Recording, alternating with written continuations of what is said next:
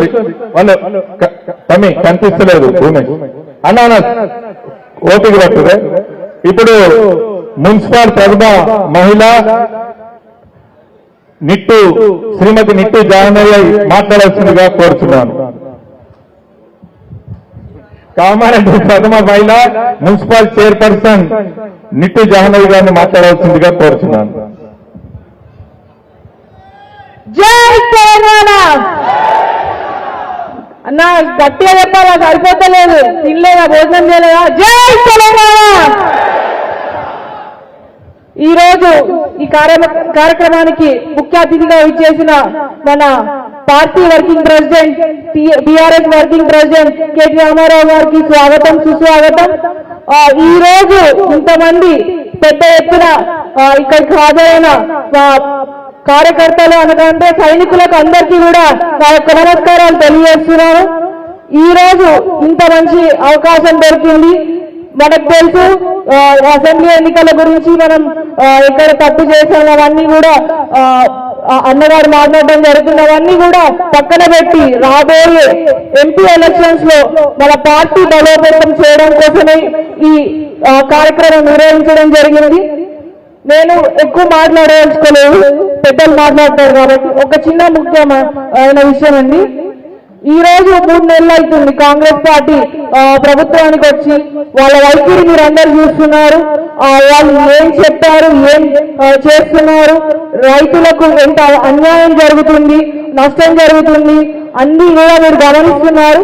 మనం చేయాల్సిన బాధ్యతల్లో ఒకటి, ఈ రోజు మనం అందరం కూడా రైతులకు జరిగే అన్యాయం ముఖ్యంగా, ఎందుకనంటే మన ప్రభుత్వం ఉన్నప్పుడు అందరికంటే పెద్ద పీట వేసింది రైతులకే. అలాంటి రైతులే ఈరోజు చాలా బాగా కష్టాలలో ఉన్నప్పుడు మన ప్రభుత్వమే ఆదుకోవాలి. ఎందుకనంటే మన ప్రభుత్వం ఇక్కడ ఉంటేనే మనం ఏదైనా సాధించగలుగుతాం. దయచేసి అంటే ఇక్కడని కాదు, మీరు లోక్సభ ఎలక్షన్స్ లోనైనా కూడా మన మాట మనం ఏదైతే చెప్పాలనుకున్నామో గట్టిగా చెప్పడానికి మన మనిషి ఉన్నాడు వెనక అనే ఒక ధైర్యం ఉండాలంటే మన పార్టీని గెలిపించుకునే బాధ్యత మన మీద ఉంటది.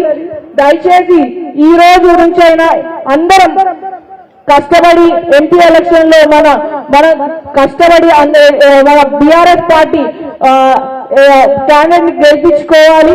ఎందుకంటే మన కోసమే గెలిపించుకోవాలని చెప్తున్నాను. ఇండివిజువల్ అందరికీ వర్తిస్తుంది. ఈ రోజు కాంగ్రెస్ ప్రభుత్వం ఏదైతే రైతుల రుణమాఫీ కావచ్చు, పెన్షన్లు కావచ్చు, ఈ కళ్యాణ లక్ష్మి కావచ్చు, ఇవన్నీ కూడా హామీలు 3 నెలల్లో ఎక్కిన 100 రోజులలో తీరుస్తుందని మీ అందరికీ తెలిసిందే. కానీ ఇప్పటి వరకు ఎన్ని తీర్చింది, ఎన్ని తీర్చలేదో మీరు చూస్తున్నారు, గమనిస్తున్నారు. దయచేసి కాంగ్రెస్ ప్రభుత్వాన్ని ఏదైతే ప్రజలు నిలబెట్టారో ఆ ప్రభుత్వం ఇప్పటివరకు ఏమి చేయలేదు. అది మన ప్రజలలో తీసుకెళ్లే బాధ్యత మన మీద ఉంటది. కాబట్టి ముఖ్యంగా ఇక్కడికి వచ్చిన మహిళలకు మనకి ఏదైతే 2500 ఇస్తామని అందరినీ బొమ్మబెట్టడం జరిగిందో ఇప్పటి వరకు కూడా ఎవరికి ఇవ్వలేదు. అది వాళ్ళతోటి కాలేదు కూడా. ఎందుకనంటే ఒక ప్రభుత్వం ఆర్థికంగా ఏదో మాట తప్పే దాటేసుకుంటూ రావడం జరుగుతుంది. అది వాళ్ళు చెయ్యలేరు.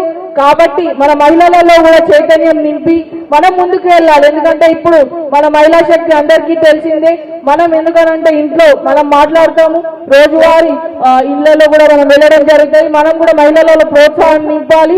పార్టీకి చాలా అవసరమైనది. ఇప్పుడు మనం ఖచ్చితంగా సైనికుల్లాగా పనిచేసి మన పార్టీని బలోపేతం చేసుకోవాలని కోరుకుంటూ ఇంత మంచి అవకాశం ఇచ్చినందుకు మీ అందరికీ కూడా ధన్యవాదాలు తెలియజేస్తూ జై తెలంగాణ.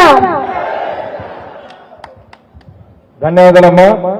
ఇప్పుడు జిల్లా పరిషత్ వైస్ చైర్మన్ మరే విధంగా బీవీపేట్ జెడ్పీటీసీ పెద్దలు ప్రేమ్ కుమార్ అన్న గారిని మాట్లాడాల్సిందిగా కోరుచున్నాను. నేటి కార్యకర్తల సమావేశానికి అధ్యక్షత వహిస్తున్నటువంటి పెద్దలు, మిత్రులు, జిల్లా పార్టీ అధ్యక్షులు ముజిబుద్దీన్ గారు, ఇట్టి కార్యక్రమానికి ముఖ్య అతిథులుగా వచ్చినటువంటి పెద్దలు, గౌరవ